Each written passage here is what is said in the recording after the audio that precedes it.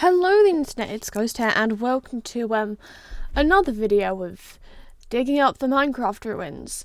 Admittedly, this video now exists considerably further after they've actually been uncovered because I committed more time than I'd like to admit in the course of 2 days to digging these out. The museum is also now finished. I hate having loads of free time now because this is all that happens. Turns out suspicious gravel breaks if it drops. I didn't know that. So we did lose a couple of things, but I think we got just about everything, and I tried to store it all as close to in order of when I got the object as possible in a chest, from using the brush on suspicious gravel, which honestly, super easy to spot when it's really bright. However, when it got down to like some of these bits, it got a little difficult, so I started putting in light blocks, which obviously wouldn't naturally be there, but I needed them anyway once I was done. And for some reason, I kept finding loads of like pink and yellow glass. So yeah, that was a bit odd. I now really want to go look for another set of ruins. However, I think the only way I'm going to find another one is either travelling really far away, or honestly, I'm going to have to go look for them. Because what I tried to do is I tried to not explore too far out, especially if I know an update is coming up within like the next sort of 6 months. So when I finished one section of this world, I went, okay, we're going to look for somewhere that's like near and going to effectively already be loaded in. And we're not going to venture much further, because that way, when the next update comes in theory, I'll be able to find stuff easier. But obviously, I can't really talk much further about this because we're literally just digging out gravel and dirt and stuff.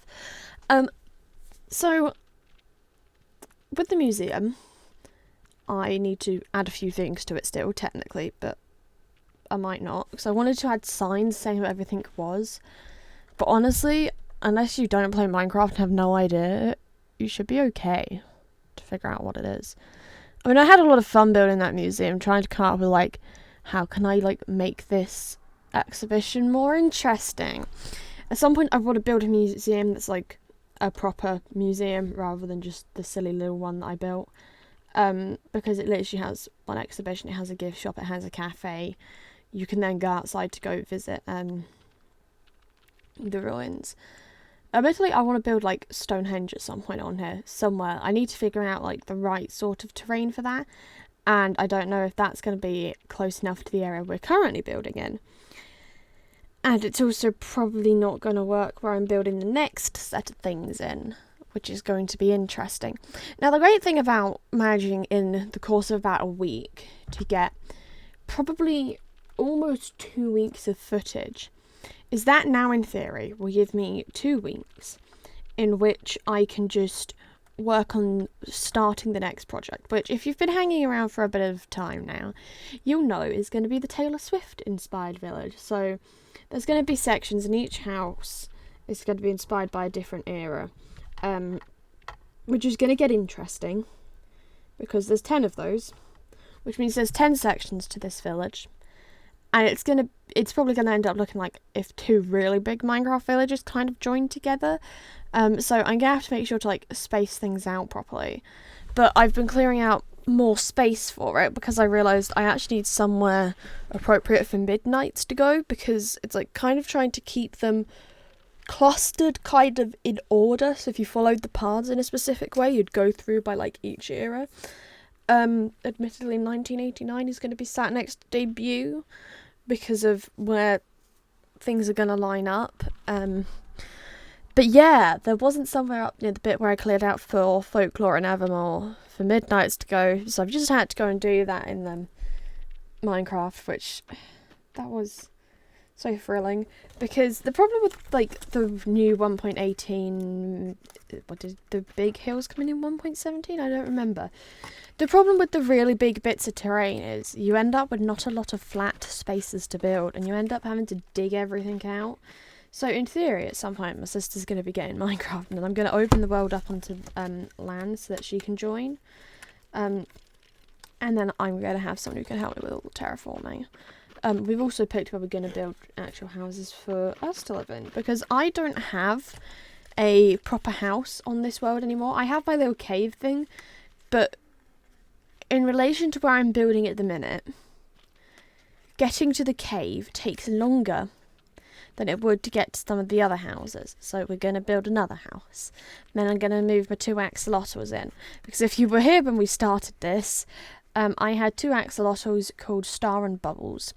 And they're going to get moved into the new house. They're going to have a bigger space to swim in. It's going to be all nice. I could build an aquarium up in the middle of their house for them to live in. That would be nice. I also need to move around like some of the dogs that I tamed on this world, mostly to try and stop all the foxes getting killed.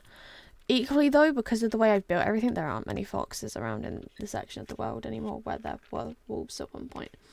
I went around the entire Minecraft world yesterday, so that's like 2 years of work almost at this point. It's at least 18 months of work, and the sheer amount of like different builds there are, just there's a lot of stuff on this world. Some of it wasn't even recorded or it was recorded and then I decided it was like useless footage because of the fact it was like repetitive building empty houses that I haven't furnished because no one actually goes in them and they're only really there as like placeholders, which is where the new series is quite the new kind of section of this